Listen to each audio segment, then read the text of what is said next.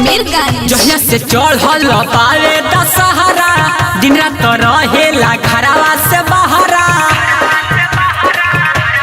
सुनो ना जहिया से चढ़ल बारे दशहरा दिन रात रहेला घरवा से बहरा। कथा पूजाई उहे कराई, कथा पूजाई उहे कराई, ओही में बिजी रहेला। एगो पंडित भातार बाकी पतरे पढ़ेला, एगो पंडित भातार बाकी पतरे पढ़ेला।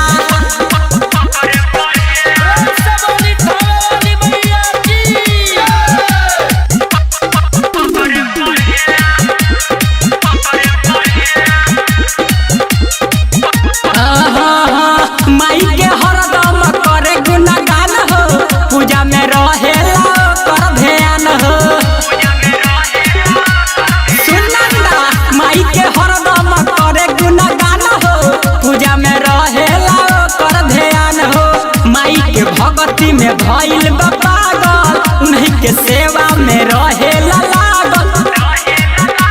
नियम से पिया बारेला दिया, नियम से पिया बारेला दिया, बड़ी श्रद्धा से पूजा करेला।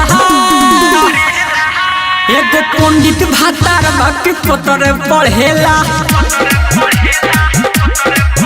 एगो पंडित भातार बाकी पतरे पढ़ेला।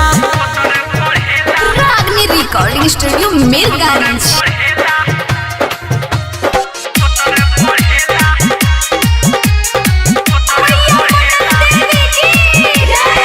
जहिया से बारे मूर्ति रखाई, तहिया से एको दिन घरे न आइल।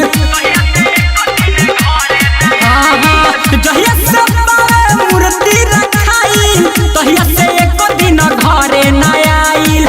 9 दिन नियम से रोजे नहाला, सुबह या शाम रोज मंदिर में जाला।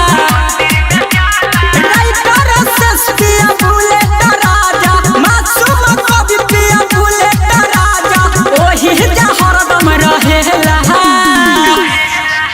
एगो पंडित भातार बाकी पतरे पढ़ेला,